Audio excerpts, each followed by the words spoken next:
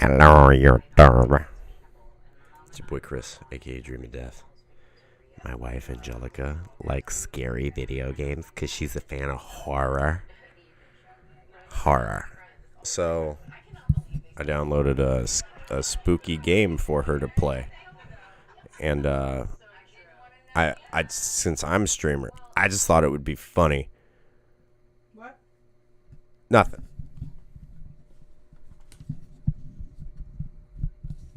A da interactive horror story. Chicken tacos. Alright, Jelly, here you go. What do you want? Ice cream and creamer. Come on, man. Sorry, you got ice cream. No, I mean, how many times am I gonna tell you? Enough. Alright, I'm Check on the kids. I'm a dumb stoner, okay? I don't I don't know remember how to things in do the short this. term. I think it's just with the I swear to God, if there's a fucking jump scare. What is this? it's an interactive horror story You video game. are a single mother. Your daughter Lisa is an intelligent girl who doesn't have any friends. You buy her a rag doll. Soon Lisa will claim that the doll can talk, and this is just the beginning of your nightmare. Can the doll be really possessed, as Lisa claims? If you're stuck, you can see our Facebook post about how to get to, what? How to get the good ending in the story. Fuck. Yeah, that. Teacher.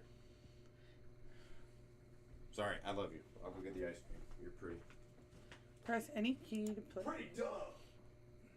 Oh, okay. I'm just kidding. I pressed any motherfucking key. Oh, shit. Okay, you bought the rag doll from the local store. An expensive toy, nothing too fancy. Lisa might still like it. You know that.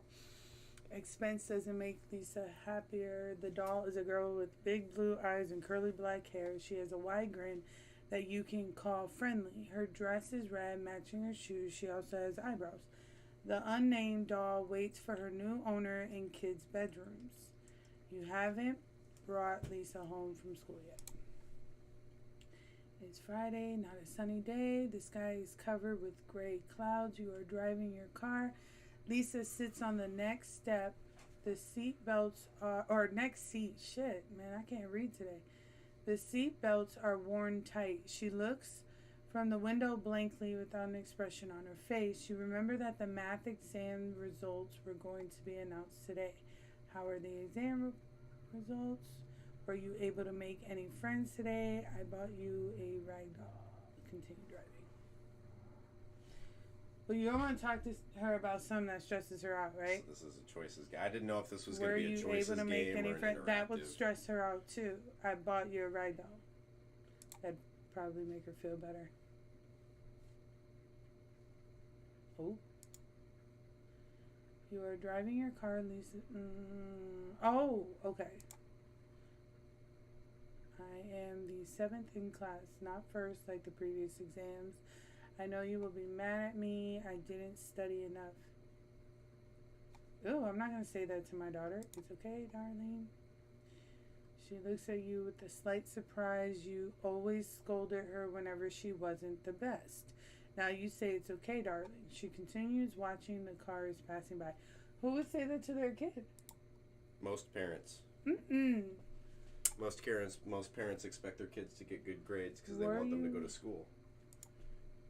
No, she says with a determined voice, they are just idiots. For example, they see the other classes in the school as enemies, as if they were an enemy nation with a different religion. I mean, it is still silly to be enemies because of race or religion. These morons in my class hate each other just because they are in different classes. Okay. You finally arrive home. The doll is in your bedroom, Lisa. You tell her she climbs up the stairs slowly. Apparently, she isn't so excited about the doll. You follow her to her bedroom. She picks up the doll that's on her bed. I will think of a nice name, Lisa says, but I have got homework to do first. Play comes after study. So shouldn't I pick yes study because apparently I'm. I mean, that's how you would previously respond. But if you don't think she needs to study, yeah, I mean. So you So leave Lisa alone in her room. You have got a lot of work to do. Anyways, not only you will cook, but you also need to work on a novel's cover illustration as a freelance artist. The deadline is close. So you work hard. Nowadays, you work all day. The only break you take is the dinner. You don't talk about anything during dinner with Lisa. What type of family? It's 22 o'clock. Okay, so 11 o'clock. Bedtime for Lisa. That's 10 No, o'clock. wait. That's 10 o'clock. You're right. You visit Lisa before she sleeps. She's in her pink dotted pajamas. She is holding the doll in her arms. Mom, I'm going to tell you something, but you won't believe. After a few seconds of silence, she speaks. The doll can speak. She told me her name is Anna.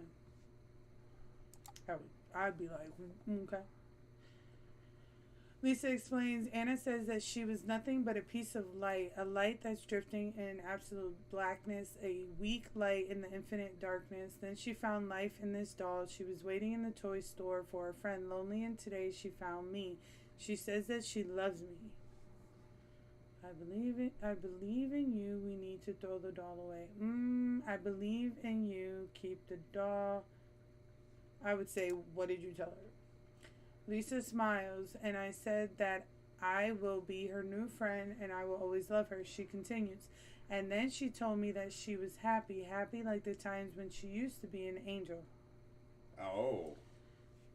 Okay, don't be ridiculous. No, you don't tell your kid that. I believe in you. We need to throw the doll away. Say, don't be ridiculous. Dolls can't speak. Say that. Say No, that. Because you don't want her to keep the doll. Now, you think, hey, the doll's talking and it's saying some creepy shit. As a parent, I would be like... As a parent, you'd be like, no. well, hey, this doll might be possessed. And then you don't want her, because the fact that she smiles, she feels like you believe her. So to say that's ridiculous. But I would say, as a parent, obviously I know dolls don't speak, but this child is obviously alone, and she has no friends, and she's been having it rough. So I would let her keep the doll. As a parent, like, I'm like, it doesn't speak. So I would just become alert. But it's probably, like, just her, projecting. Is that the doll in the picture? Yeah. I would say she's projecting. Lisa doesn't show her emotions usually, but this time you can see that she's surprised. Oh, thank you very much, Mom, she says. You kiss her goodnight and leave her with Anna, the doll. Because of all the homework, you begin to feel tired, or hard work, sorry. You begin to feel tired and you go to bed. It doesn't take long for you to fall asleep. A few hours later, you wake up to the sounds coming from the outside. If this shit jumps up. You could hear hysterical laughter coming from the garden. They belong to a girl, specifically Lisa's. You stand up and look outside the window. You see Lisa standing and laughing in the garden under the pale moonlight. She is facing back. You can't see her face. That's not your fucking daughter, bro. That's a doll. It came to life. Shout out. Go to the garden. Look at me, nigga. You the one playing. If I was the parent, I would call the child's name. Because if it was my kid, I'd be like, Caleb! So I would shout out. Lisa, you shout out, but she can't hear you or she just doesn't care. Either way, she continues laughing. And you have got nothing to do but go near her. Okay? You climb down nervously. You wear your shoes and walk to the garden. Lisa doesn't react to your presence. You approach Lisa and put your hand on her shoulder. She turns her face to you. It's not Lisa's face. I told you it was a doll. It is not even a human face. The texture of the face is a gray rag. The eyes are quite big for a human. So is the wide smile. The voice changes. It doesn't belong...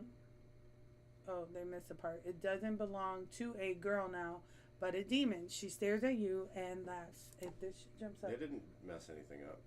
Yeah, they forgot the word too. No, they didn't. It said it doesn't belong a face. That's what it said. They forgot the word too. I didn't read that. I didn't see that. I didn't did. see a missing two. There was a missing two. You wake up. It was just a nightmare. You are all sweaty with terror. The morning has already broken. You decide to check on Lisa. Now, as a parent, I would say, okay, baby, we need to remove this doll. There's something weird going on. I had a bad dream last night involving your doll. Lisa is sleeping peacefully, hugging Anna. Anna is carrying that wide smile that annoys you now. But hey, it is normal. It would be terrible if the doll's face was different than how you bought it.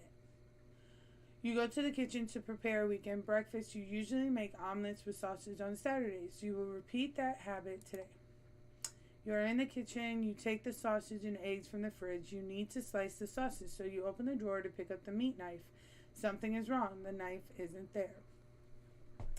Search for the knife in the kitchen. Look inside the garbage bin. I would search the... It's obviously in the garbage bin. But I'm reacting as if I would really react. I'd be like, where the fuck is my knife? And I would search for it. You got to also go based off of the choices. Yes, you're but given. I would feel like if you react naturally the way that an adult would react, you probably reach the good one. I mean, you're right, but in this situation, but realistically, you will not look in the trash. This is just a filler question. This is just a question to make you choose wrong to get a different ending. Why would you automatically assume it's in the trash? Because this is a purposeful I'm choice. looking around the kitchen. You search the whole kitchen. No drawer is not locked. See? Or no drawer is not locked into. That was a filler to make you choose something wrong. Wait, that sentence doesn't even make sense either. No drawer is not locked into. Looked into, shit. No drawer is not looked into. You okay. Looked in the fridge. No, the knife isn't in there. Even looked into the fridge. No, the knife isn't there. There's only one place you haven't looked inside. The garbage bin. You open the lid. You couldn't find the knife inside the garbage bin. You searched the knife in everywhere possible, but it's in vain, so you decide to use another knife to prepare the omelet. After you have prepared the omelet, Lisa wakes up and joins you in the kitchen. You eat the breakfast with her. She doesn't look so happy. There's an uneasiness on her face. You don't automatically just say the meat knife is missing. Did Anna speak to you again? No. You have to study today. No play. I wouldn't even say that. Don't ask anything? No, that doesn't sound right. Did Anna speak again? That's the No, I would ask, where's the meat knife? It is strange, Mom. I have no idea where the knife went, Lisa answers. You eat the breakfast with her. She doesn't look so happy. There's an uneasiness on her face. Yeah, see? And then that's when I would say, okay, did she speak to you again? She did not speak today, but she kept changing her facial expressions. I would be like, bitch, we getting that motherfucking doll out right now. Go bring me that goddamn doll and it's out of this house. Sometimes she looked so happy, sometimes not. She was frowning. There was anger in her face. I can't understand her. Lisa continues eating the breakfast. You eat the breakfast with her. She doesn't look so happy. Oh, uneasiness. You have to study today. No play. No, I noticed that my daughter's really upset, so I'm not going to force her to study. So I'm just going to drop the conversation. The breakfast is over. I need to study math, says Lisa. So it's her option to study. Then climbs up to her room. You also need to work on the novel cover. You are both busy now. Okay. It is evening now. As you work on the cover, you hear screams from Lisa's room. You rush to her room. You find Lisa standing and breathing in panic. Her arms are full of stitches. I'll be back. Okay. She did it, Lisa screams, showing her heavily wounded arms as blood leaks down to the floor. She jumped and ran away. Lisa points to the open window. Nah, bro. Has this fucking screen been like that the entire time? I'm not fucking playing. Nope. This shit better not jump out at me. You look outside. You can't see any running dolls there. Maybe because she ran away, or it is too dark outside, or Lisa's lying. I won't allow her to harm you, Lisa. I'm not slapping my child. You crouch and hug Lisa. As she cries, I know how hard it is to believe me now. Thank you for believing me. But please, I want to stay alone. I know that she won't come back. So you let her stay alone in her room after closing the window and locking the door. You make sure that no doll can trespass. You get into your own bedroom next to Lisa's room so you can hear in case she needs you. I knew it. I knew it was fucking coming. I don't like loud noises and I don't like jump scares. They're fucking cheap. It is 3 a.m. now. It's raining outside. Lightning's striking and lightning your dark bedroom. You haven't slept. You don't care about the freelance work. You got all these events make you too stressed to care about business. You see Lisa's silhouette at the door. She walks in. Nah, bitch, that's not Lisa. That's the doll. Okay, Lisa turns on the light and approaches you. Mom, I need to confess something. The doll was not possessed or anything. I made it up. I really need to get psychiatric help. I feel a huge urge to murder you. Please help me. You hug her. You had done parenting failures before, but it is not too late to fix them. And your mentally ill daughter. The end. There are 2 possible endings. What?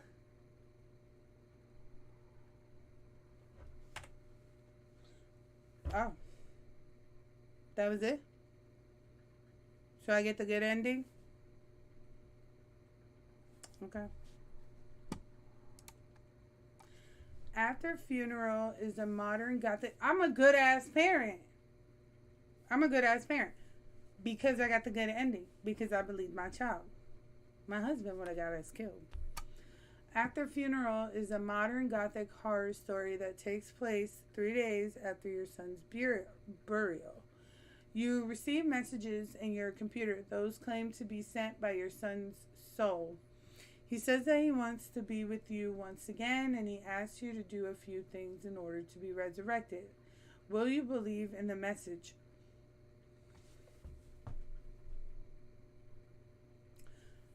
No. No, because you died.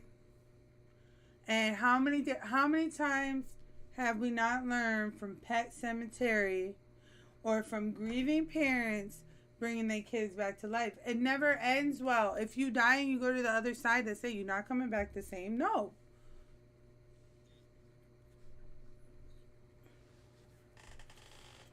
Why?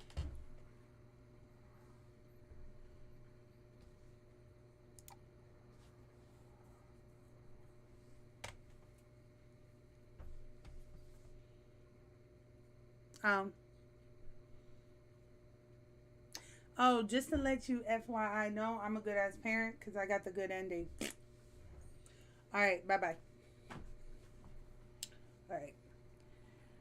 You used to be a father. It has been 3 days since your son, Jonathan White, was buried in the graveyard of the local church. He was 8 years old. He had golden hair and blue eyes, just like the beloved man in the Carpenter's song, Close to You. Since your wife passed away, giving birth to Jonathan, and since he has been your everything, he was your angel. Now he is gone. You're not gonna tempt me. I'm not bringing my kid back. Like, if one of my kids die, I will want to bring them back so bad. But if I just got like a message on a computer, like, I've even seen crime shows where parents got messages from dickheads pretending to be their dead children. That's just fucked up. He died on a snowy winter morning. You had gone to market, leaving him alone at home. When you arrived at home, you found Jonathan lying on the bed, motionless. His face was covered with his pillow, choked. Police couldn't find any trace of trespassing. You clearly remember the solemn moments of Jonathan's funeral. In fact, you try to forget, but the details are in front of your eyes, and they won't go away. The priest had intoned psalms and prayers. Those you are not so familiar with. You are not so religious. While the lifeless body of your son lay in the church, his feet were turned to the east. He was wearing black suits and shiny shoes. His skin was pale. He was way too young for all of this. Still, he needs to stay dead. You wish it was you lying there instead of him. Any parent would feel that. Like the day Jonathan died, it's a snowy day in all of Ohio. There are 3 inches of snow outside. It's 2 o'clock now. You are a writer who has been on writer's block since that day. Your favorite word processor is open in the computer. The screen is black. You haven't written anything for a long time. There are cigarette butts in the ashtray and your black hot coffee in a blue cup on your work table. You chain smoke and consume a lot of coffee nowadays. Ooh, I don't like loud noises. As you're sipping your coffee, doorbell rings. I mean, you go to the door. I don't have a peephole on my door, so I would have to open the door. And the natural way is to open the door.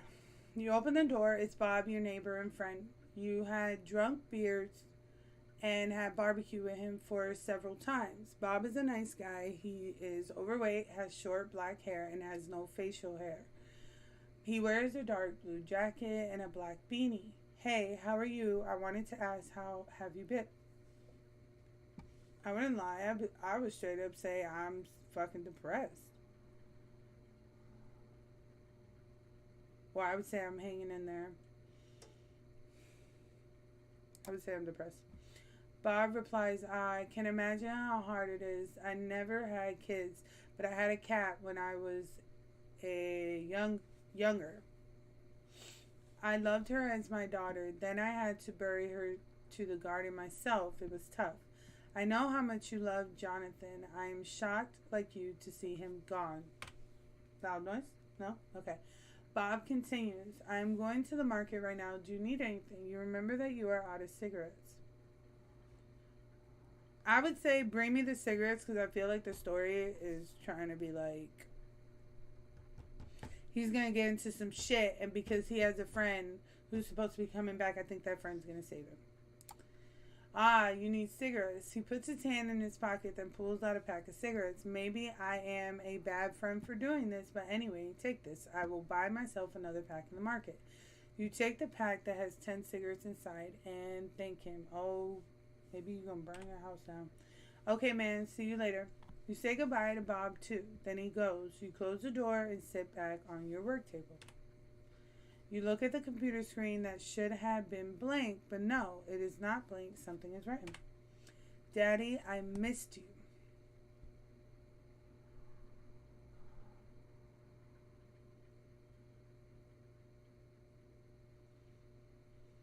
I would stare at it for a good minute in complete and utter shock. Would I shut down the computer?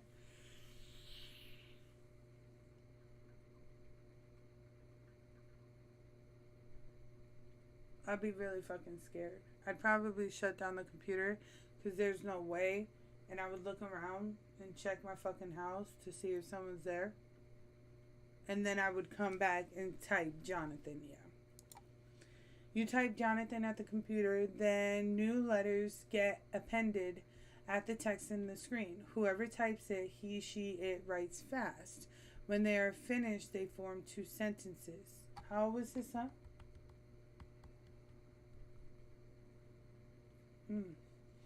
I can hear you, Daddy. Talk to me.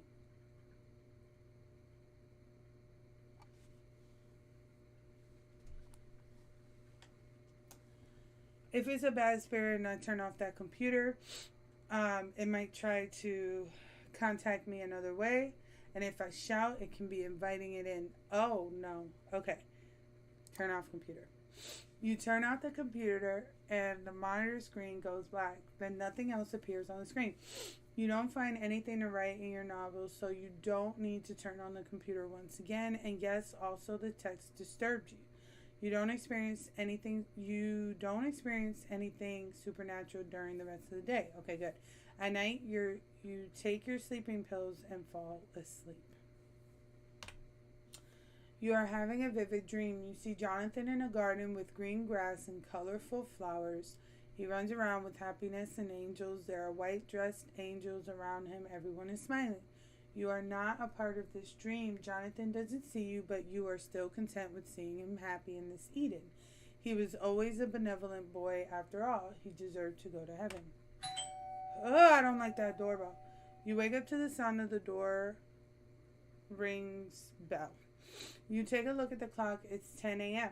You wear your slippers and open the door. It's Bob. Hello, I need to show you something. He holds a newspaper in his hand. There is anxiety on his face. You take the newspaper. It's Ohio's local newspaper. How much you want to bet his son's body either was like taken from the grave and it's not there? Oh, another kid choked to death. Officers are investigating the curious case of repeated deaths of kids in the state.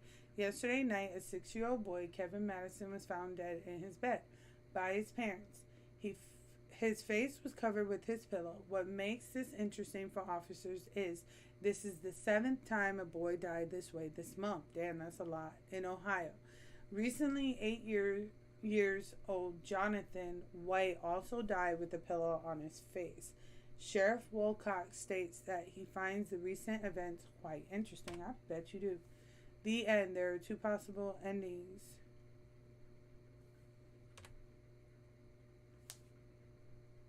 What the is that it?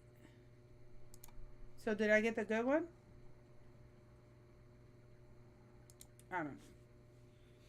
You are a king who is in love by his people. You have a serious problem, though your only child, Juliana, has an incurable disease and she is dying. Let me guess, that's the crystal skull.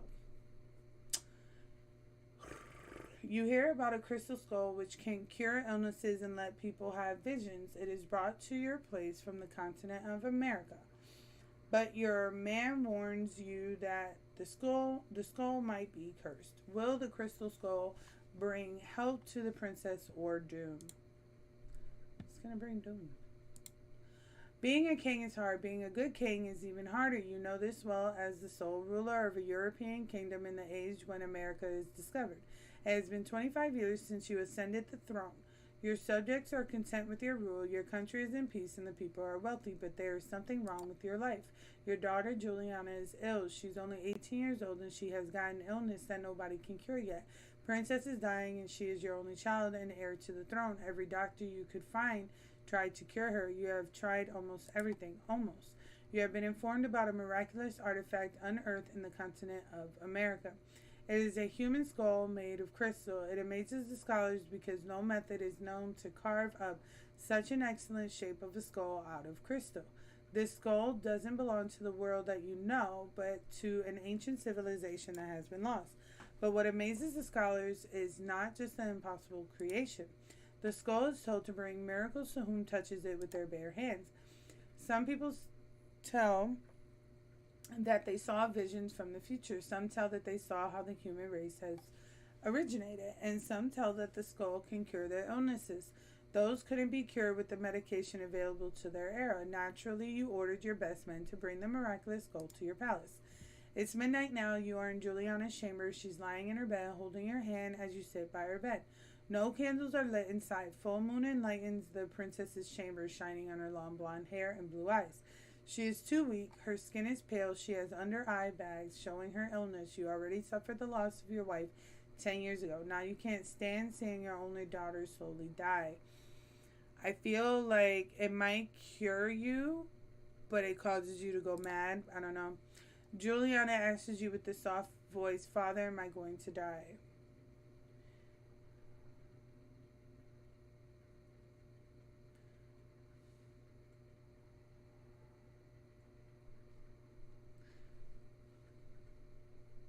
As a parent, you say,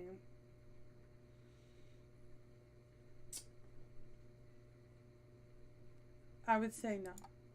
She smiles. I know, Father, you are a mighty king. I know that you will do the best by your subjects and me. My fucking God, yo. The door of the chamber is knocked on. The servants generally don't disturb the royal family members at night, so it must be something important.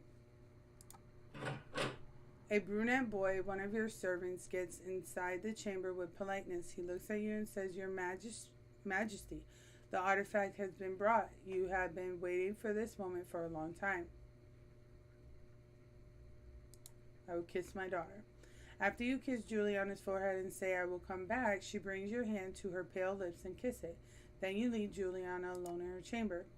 At the exit of Juliana's chamber, you see Sir William, one of the knights. Those were appointed with the task of bringing the ancient skull. He is a strong man with black hair and a round beard. He wears gloves and holds a bag. Your Majesty, he says, and kneels before you. Signal him to stand. Let's go to my study chamber. Sir William follows you as you walk to your study chamber. The chamber is well lit with silver candelabras. All the furniture are classy. It is a king's study room after all. There is only one chair. It is for you. You sit on it. Sir William stands by you and slowly pulls the artifact from his bag. You push the books on the study desk to open the space for the artifact. Here it is, he says, and gently puts the crystal skull on the study desk. The skull is truly a masterpiece if it is crafted by humans. All the details of a human skull are imprinted with care on raw crystal. Lights coming from the candles are refracted inside the crystals, gaining various colors of a rainbow. It's magnetic, but you sense something sinister, something that doesn't belong to our world. I'm not touching that bitch. I'm gonna ask them. Yes, we did touch the skulls with our bare hands, and we all had visions. We took glances from our futures. Some of us saw how they will die. Some of us saw our grandchildren. He continues, but maybe we shouldn't have touched the skull. You damn right. The day we were about to leave, a native man came to us. He looked like the chief of his tribe. He knew little of our language, but he shouted some words that we could understand. Curse, don't touch. So we haven't touched the skull with our bare hands again. Y'all motherfuckers is already cursed. I'm not bringing that to my daughter. Nope. I know that our princess needs to find a cure. I also know that we receive reliable information about the magical powers of the skull, but when it comes to incurable diseases. But your majesty, I've got a very bad feeling about this skull. I believe that the wise decision is to throw this skull to the sea. Throw it away. Shut the fuck up. I am glad that you agree with me, your majesty. So he packs the crystal skull back into the bag. You two get outside the palace and go on your horses to ride to the dock. Where you go? I think I left my fucking wallet at Martin's. Oh my god. When you reach the dock, Sir William finds stones and fills the bag with it. Then he throws the bag, your only hope for curing Juliana, to the bottom of the dark sea. I know how hard it must be, but maybe this is the best for all of us. You hope that he is right. The end. There are 3 endings.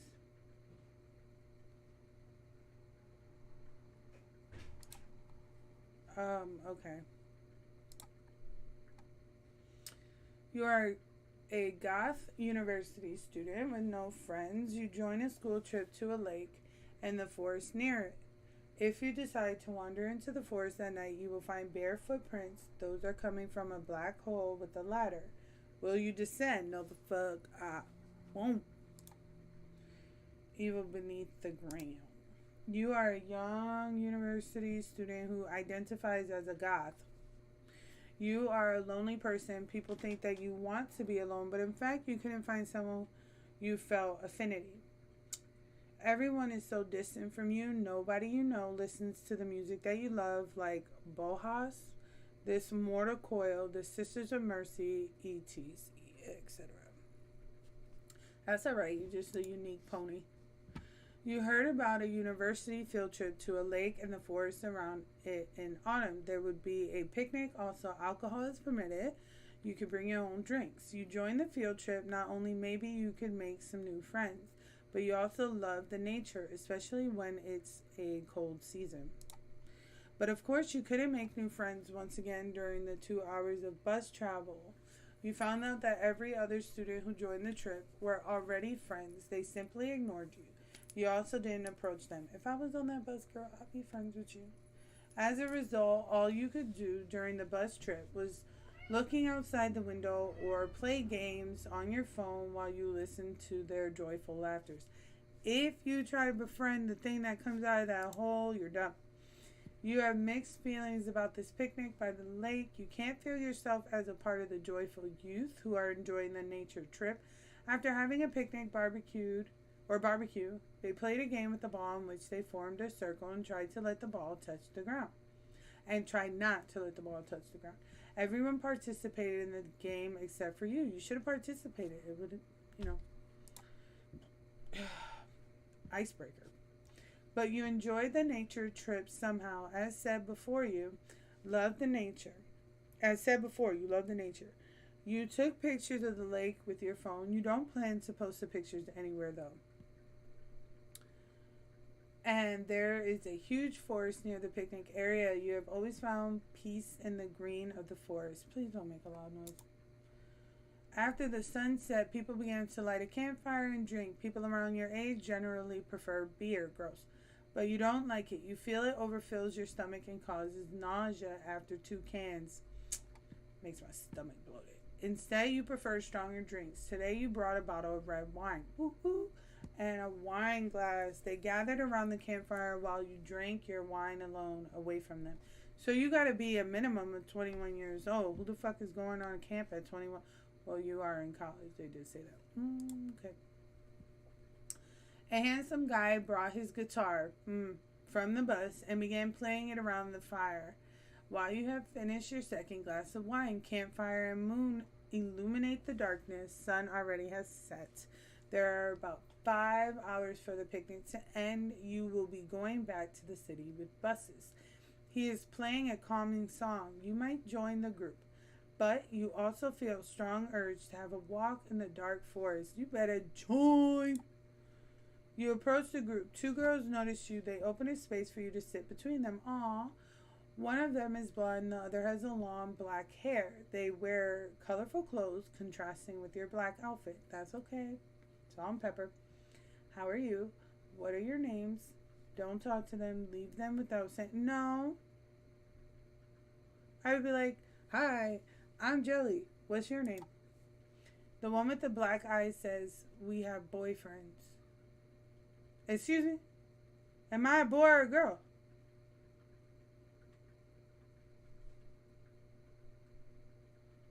Okay.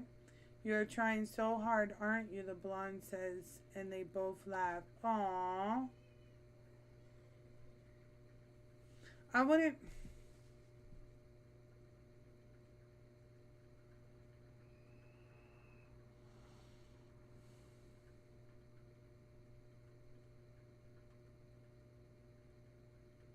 I wouldn't say fuck you. I would have said, my bad, I was just trying to be nice so that you can make them feel bad. Or, you know, kill them with kindness, leave without saying anything. You can stay with other students or go to the forest. I don't want to go to the forest. That's bad. Nothing interesting happens in the rest of the day. You finish your bottle of wine and can't make any friends as usual. When the time comes, you get on the bus and go back to the city. Yes, it's a lame ending, but at least you are still alive and human. Damn right. But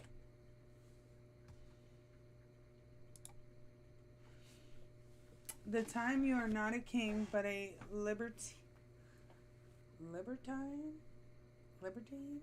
billionaire in the modern age. Historical artifacts are one of your vices. A marvelous crystal skull. It's brought to your mansion, and the interesting part is you can hear the skull's voice in your mind and you can talk with it. It says that it will bring you joys no mortal can ever reach, but it depends on something first. I'm not testing that. You consider yourself a lucky man. You are a European billionaire in his 30s. After the recent death of your father, your mother died a long time ago. You inherited the family manor and company. You are also single and handsome. Lucky you. As a libertine, you have indulged in many vices, those we can't mention because of censorship. You have never harmed anyone against her will, though. But all these wild experiences couldn't slack your thirst. Slack. You want to taste what was not tasted before. Conquer the unconquered. Curiosity killed the cat. Nowadays, you have a new interest, historical artifacts. Prehistoric vases, no, you don't like boring things. You own Alexander the Great's sword, which he used for cutting the Gordian knot. You didn't obtain it in legal ways, but that doesn't matter to you, and you seek more. It's summer night, your smart watch shows 1:11. All your 6 servants are asleep in their rooms. That's the way you like it. You don't like being disturbed by their presence at night. You want to be alone at this hour while enjoying your malt whiskey. You are in front of your laptop in your study room, checking social media. Yes, even billionaires do it. With a glass of whiskey and Cuban cigars, you remember that you haven't checked your emails for a while. There are 6 unread emails. 4 of them are business mails. One of them is from your friend Phil, another rich man. You will love this, is the subject of the mail. The last one is from Bill, an artifact smuggler. Crystal skull, he says in the subject. Read the business. These mails are from your employees. They inform you the painkiller medicine that your enterprise produces can't be sold in Sweden anymore. You are too drunk to handle the situation right now. This medicine ban is not such an important loss for you. Loss for your enterprise anyways. You produce and export many other products, so that's good for you. Read your friend's email. The mail consists of a single image. It belongs to a creepy clown with sharp teeth and a hideous smile on his white face. Low-key lighting and the blood that spills from the mouth makes the image even more disturbing. You have a phobia of clowns and Phil knows it very well.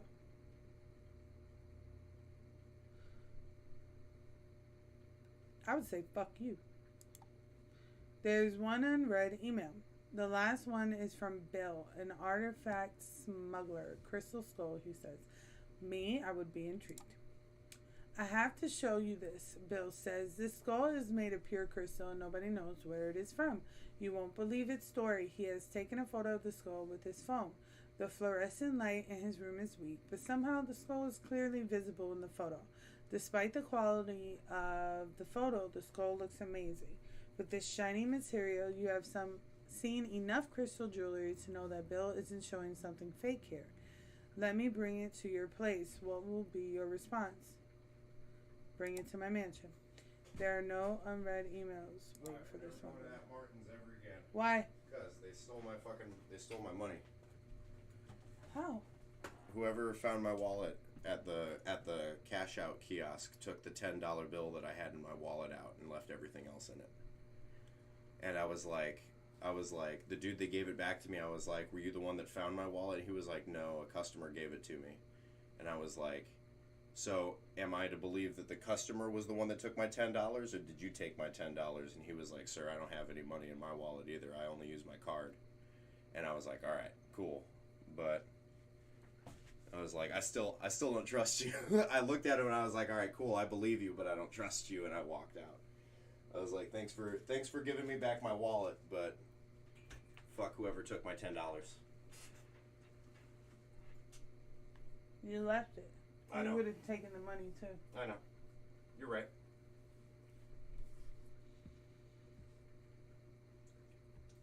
That was on me.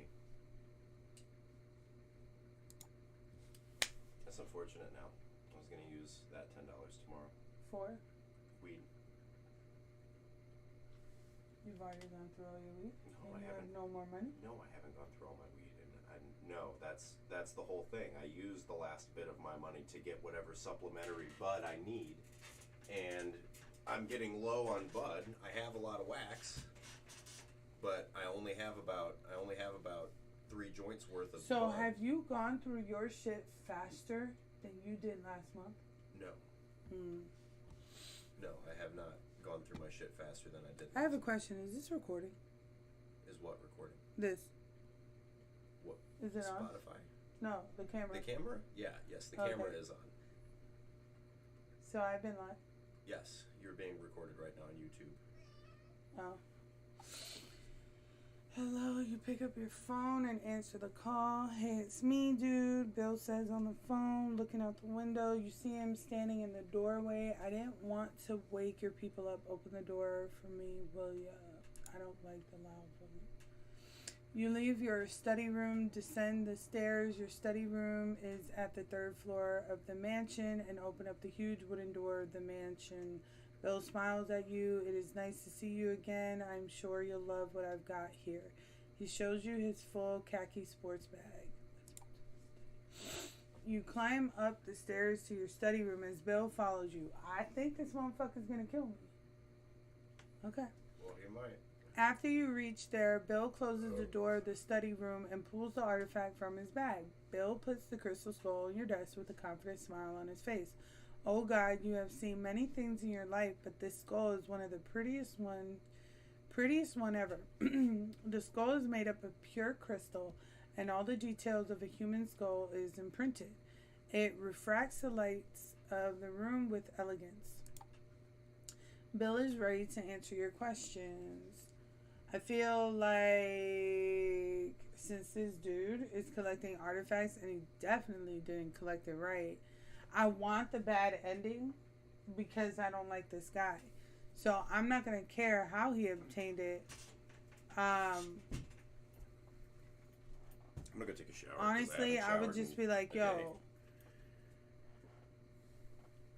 how much do you want? $1 million. Normally I would sell by auction, but really I don't want to keep this thing. I feel like I can lose it if I keep it for more than a few hours. You have bought much more boring things for higher prices. Oh, because he's a billionaire. Bill is ready to answer your question. Oh, that was okay. How did you obtain it? I was afraid you'd ask that because you won't believe me. After a long pause, Bill continues. It is brought to me by a diver who dived in the seashore. He said that he started hearing voices inside his head. When he was in the sea, find me, the voices told him. He swam to the direction of the voices and found a floating bag. It is strange. You'd expect a skull like this should have been sunk, but it was floating, and the rest of the story is even stranger.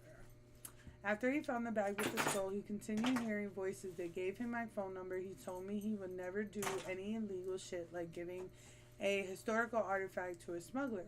But he couldn't disobey the voices. And you won't believe me, but when I touched the skull, I began seeing shit. Beautiful shit.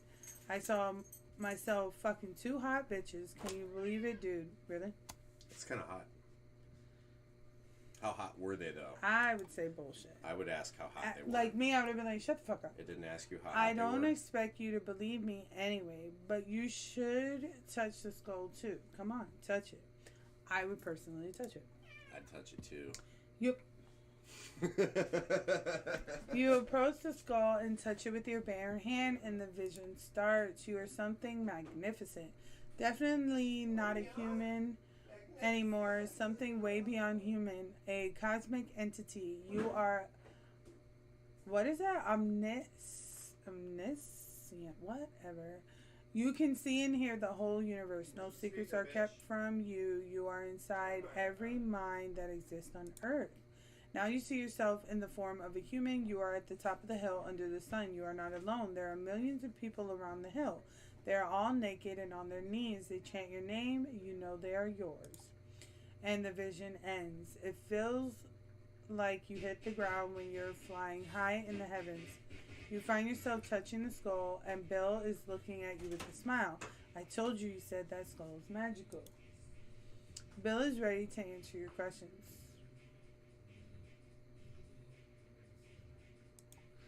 I have no idea. The skull is found in a bag in the sea. It resembles nothing I have ever sold or heard. I didn't even know that it was possible to craft a baby like this. Look at it. Isn't it wonderful? Bill smiles. Great. Make the money transfer and the skull is yours. You open your computer once again. Of course, you don't use the banks for illegal stuff like that. Instead, you open your Bitcoin account.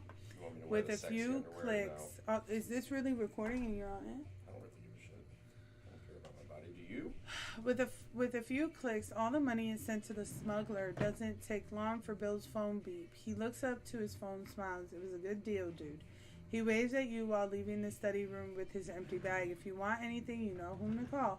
Soon you hear Bill's car leaving the mansion. Now you are alone in your study room with the skull. Mind you, I am trying to get the bad ending.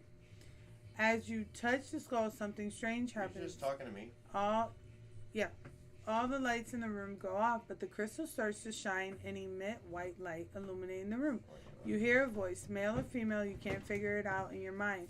Greetings, mortal. You feel the skull gazes into your skull. I can hear you. Talk to me. Who are you? I have got many names. Israel is one of them. Some perceive me as an angel, some as a demon, some as a god. The truth is, there are forces in the universe. Ixrazil? That's Azrael. No, it's not. Whatever, fuck it. Azrael. Then if they wanted it to be Azrael, I know. it should have had an A. I know. X goes. That's just I understand. Okay. Your beef is with Greeks, not me. Okay.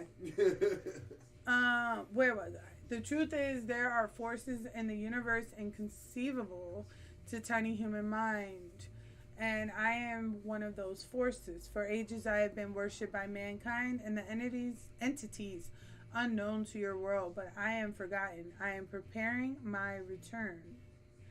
Hey, God, I don't believe you. No, I would have been like, oh, because if a fucking skull talks to me, I know the skull waits for your question. What are you? Wrong questions. It's who, not what. Okay. Are you stuck in this crystal skull? Do you know who I am? Do you know who I am? I see, hear, and know everything. My existence is far beyond this material skull. Do you know who I am? Yes, I know who you are, like I know everything else. You are a billionaire who is afraid of clowns and hasn't earned his fortune with his hard work. You want to taste all kinds of joy on earth. I can give you that, or give you what you want. It was not a coincidence that the diver and Bill brought me to you. Yes, I can give you what you want. Damn, I would have been like, don't give me shit. You are stuck in a mortal human body. You can be a cosmic entity like me. You will know everything, be ageless, immortal, and worship. But I demand something first. Nope. The skull waits for your question. What do you demand? Ancient civilization always offered me something valuable. They sacrificed human lives for me. I want you to kill someone innocent. It's a demon. It's a demon. Okay, so then I would be like, nah. Just tell him. All right, just be like. So but I want the bad ending, so I'm interested. Just be like, just be honest. Okay, just I know someone who you can kill. You're Nobody cares about the lives of prostitutes. That's true. You will find a young girl, on the alley that you always buy something. No, it's true. She wouldn't you be a know prostitute what it if is. she, Her if name is Nina. She has prostitute. short red hair and she is a virgin. No! How is she a prostitute if she's a virgin? Because Make it make sense. Because she's willing to sell her body. But she hasn't had sex yet. She's using... No! She can't be a prostitute if she's a virgin. That don't make no sense. It does. This is going to be her first and last night she does her job. Savage. You will recognize her when you see her. You won't need to hide anything after you sacrifice her to me, as you will be above all the law of human man. Deal. I know you possess Alexander's sword and keep it in the basement alongside with your wine bottles. I want you to kill Nina with it. Go get to your car. I am waiting. So you leave your study room descended the staircase and go to your garage where you keep your expensive cars. You have a sports car with this distinctive red color and another black car that looks like a vigilante with a bat costume to drive. You could have just said Batman. You can choose one of them to bring the prostitutes to your mansion. Black car. Yeah, because red is like alarming. No, but then people are more enticed by red. Yeah, you don't want anybody to be enticed by it. I want it to be enticed. So you get in your red car and drive to the alley that you always find your thing we won't name there. Do you mind? Yes, I mind you. Telling me. Bring me my ice cream. Don't tell me shit. Despite the high horsepower of your car, you drive slowly in order to examine the people in the alley. The alley is almost isolated.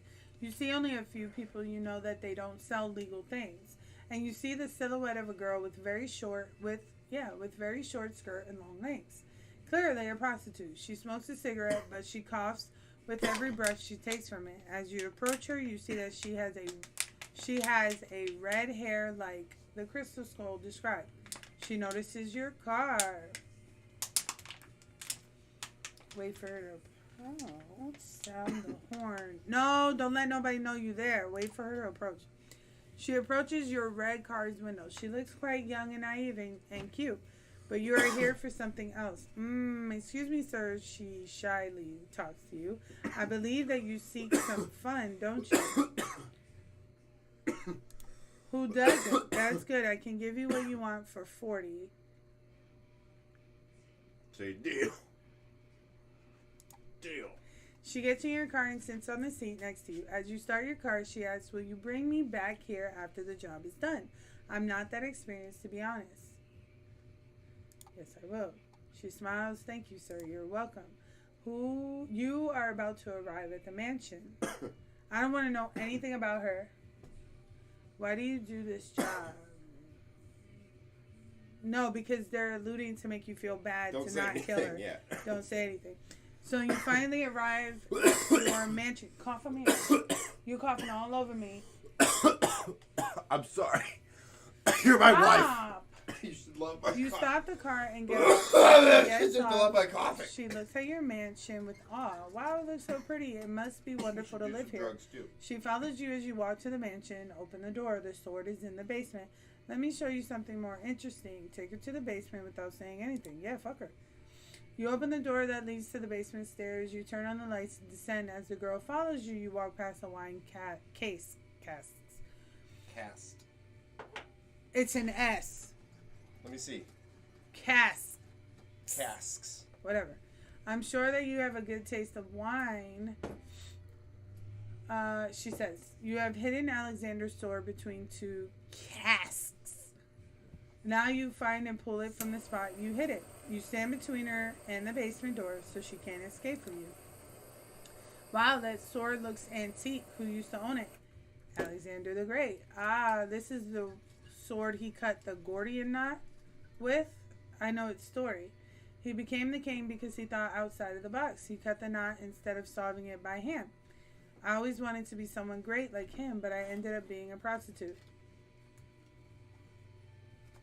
No, sacrifice her. She is surprised as fuck because of your serious manner. She understands that you're not joking. What? Are you going to kill me? She gets on her knees. Please don't kill me. Yell at her. God damn it! It's always some stupid ass fucking loud noise. It's an interactive video game. I mean, you had to understand that the sound of you chopping her head off was gonna make a sound. Why couldn't they just be silent? It's a video game. I don't like loud noises. Do you have the water running? No. Okay. Do you need to get slapped? You repeatedly stab the sword into the prostitute's abdomen. Blood flows out of the slit on your abdomen. Her eyes are staring at you with disbelief. She falls on the ground as you pull the sword. You understand that she died. Killing her gives you a hardness in your underwear. Fuck, man. As you are a sadist who accepts the skull's offer without hesitation. You feel you are fainting, maybe because of the adrenaline of killing a girl, maybe something else, but you slowly lose your conscience. The sword in your unconscious body falls to the floor. You wake up, you lie on the basement's floor, but you are naked, and your skin has a white color, as white as snow. The sword is gone. At the end of the basement, you see a chair. You never had chairs on your basement, and Nina is sitting on it. She is facing back. You can't see her face. Barefooted, you walk to the chair that Nina sits on. She doesn't move to react to your presence. She turns her face to you. There is no flesh on her face. It is only a skull with red hair. But she can still talk. You took my life. Her angry voice echoes in the basement. You can feel her gaze upon you, even though she doesn't have eyes. You leave the basement. Something is wrong with the mansion. All walls and floor have a rusty metal texture now. You hear a mixture of crying and laughing sounds, but you can't understand the source. Rusty walls aren't the only strange thing. You see all your 6 servants at the entrance of the basement, welcoming you. But they are not human anymore, but mannequins with servants' clothes. They stand motionless, but their heads are pointed at you.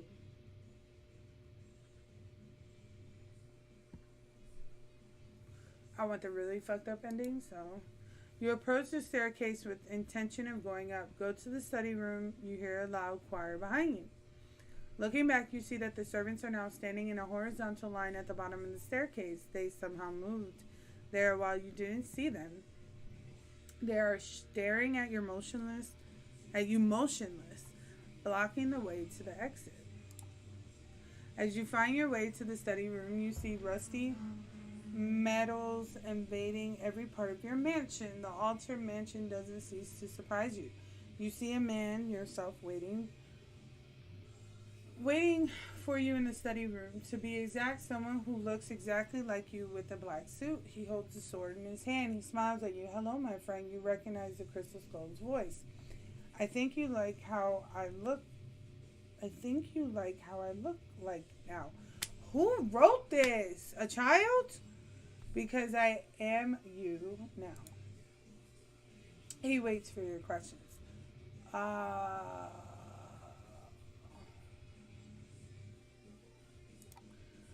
altered it to my liking. I told you I had powers, but I needed to regain them. By giving me a sacrifice, you gave me the power of manipulating the reality once again. I should thank you for that, but I won't because I don't need you anymore. You lied to me. Yes, I did. So what are you going to do about it? You feel so weak and vulnerable. You have no chance against a man holding a sword. Should you try to attack him? Oh, I altered you too. He points to the rusty metal wall. A curtain covers it. There never was a curtain before. There is a mirror behind it. Look at yourself. Oh, what is he, like the Crystal Skull now? You open the curtain and confront your reflection on the mirror. You are a fucking clown. You have a big red nose. There's makeup around your mouth that forms the shape of smile. Of a smile. Okay? But in reality, you are so far away from smiling. You are terrified. It is permanent, he says as you break down and start crying. Oh, now if you'll allow me, he says, touching your white shoulder, I have got places to go. He walks to the door with the sword in his hand. While he was about to leave, you see Nina at the entrance of the study room. Her body is human, but head is a skull with hair. Let me leave you alone with Nina, he says.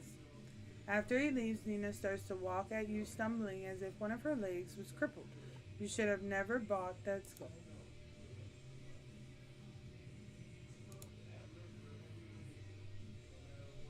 It's kind of boring.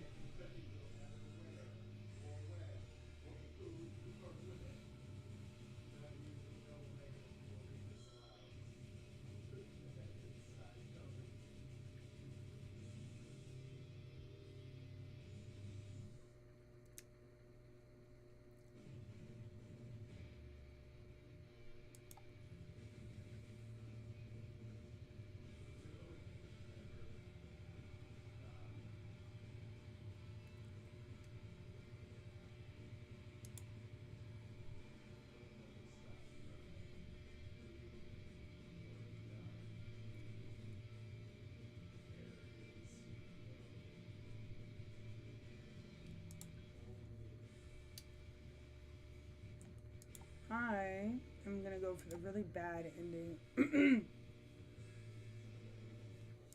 We've already read this shit, so...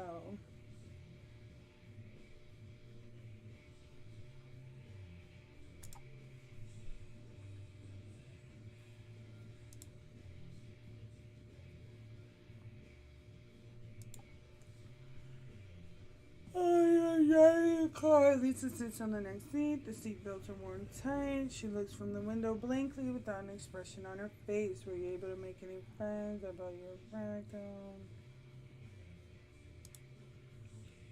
We already read that. Continue driving.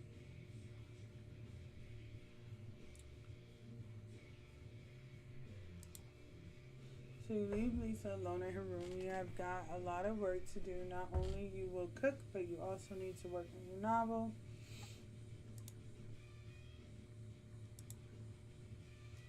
Anna said that she was nothing but a piece of light, a light that drifts, and she found life in this doll. She was waiting in the toy store.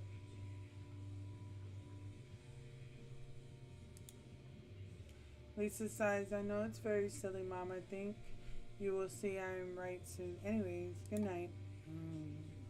Because of all the hard work, you begin to feel tired. A few hours later, you wake up to the sounds coming from outside. You climb down. She turns her face to you.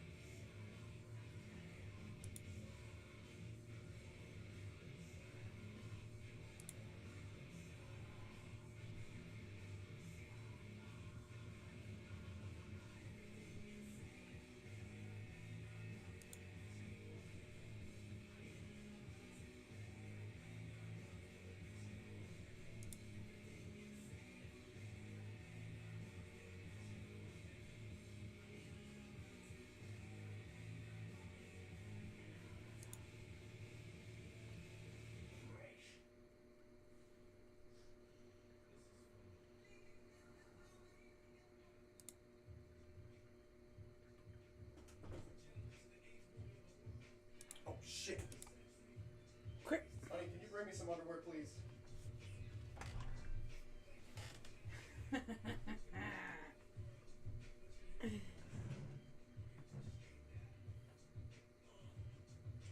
H to the Izzo, B to the Izzy. Should be the top drawer. Should be some green ones. Ain't none, but Yeah, it should be them green ones.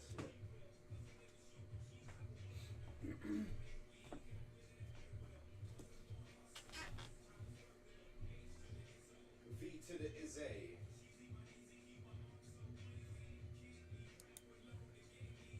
Alright, I'm over this shit.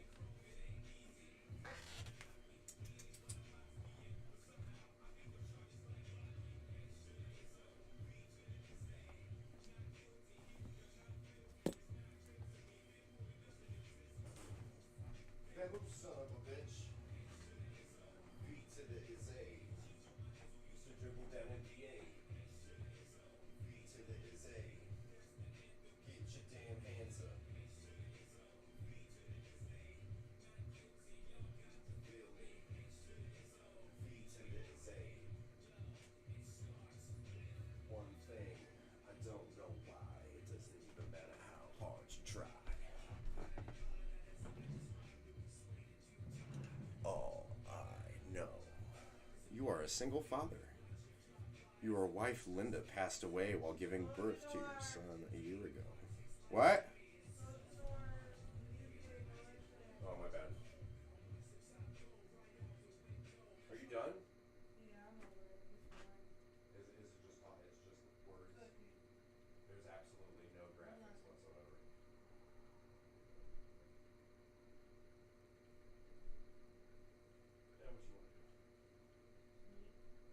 You want to watch a movie? Oh, I got the movie we're watching. We gotta watch that movie, dude. You gotta see it, and I gotta see the second one. The reason why I wanted you to watch this movie is because on TikTok it said, the guy was like, oh my god, I'm so tired of jump scares, but I love cinema, and it instantly made me think of you. He was like, oh, I love cinema, and then he was saying that because he alluded to a movie that apparently is cinema. Yep. So it's called They Look Like Humans. Okay, I will watch that movie, and I promise to watch that movie if we watch the movie from last night, and then we watch that movie tomorrow, and then we can watch the second movie if you like this movie. I want to make love to it, but it's just like, no. Then that's up to you. I will. But I want to see it. What does that mean? You want it to last long, or you want me to be like touch you slow? You want me to be like? Yes, and I want penetration to be very romantic. So like, Yes. Why did you say so? because in order for me to maintain doing this, I have to make weird faces. That's weird.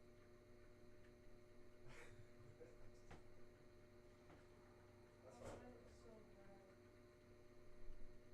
Nigga, you I know, want it so sex is on the table I want it so bad.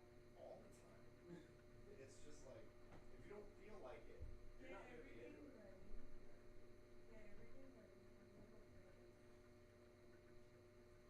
now. Honey, you're not gonna be into it. Alright, cool. You're tired. No, get everything ready. Bring the beds out. I'm not gonna be as long as Mr. Taking Out. You better you better not fall asleep watching that movie then, this time. You better stay awake during it. I literally died. I'm not even on the phone. If you need to drink coffee in order to do so, do so.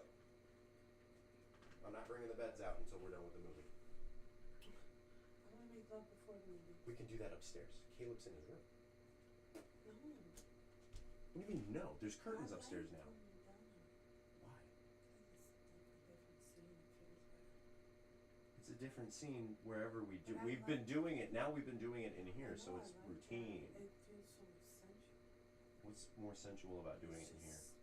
Upstairs is boring. I don't even want to do it. That doesn't make any sense. Nigga, you just trying to fall asleep during a movie. That's what you're trying to do. I promise. I will sit You heard it, people on YouTube. If she falls asleep during this movie, I get the right to complain.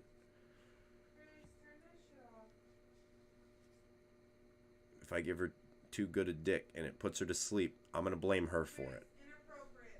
It's appropriate because my YouTube channel is 18 plus.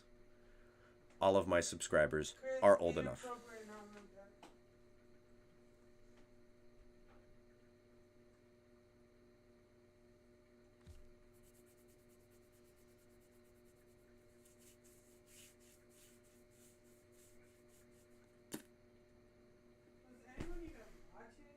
I don't know. I never have any way of knowing. It's usually an after fact thing. Like more people see my live streams after the fact. Like they'll watch the live stream because they subscribe to me. So like I don't get a lot of people watching it while it's live, but people will like come to it later and watch it. You know what I mean?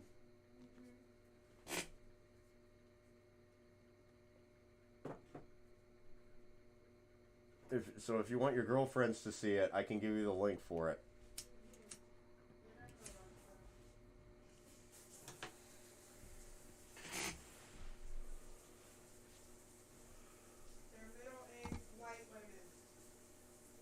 So, middle-aged white women like stuff.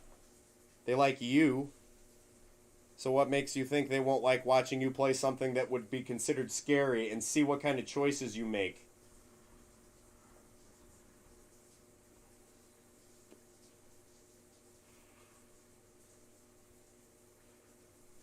I'm not going to play this game, so bye, YouTube.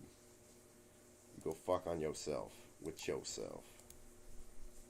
Back credits.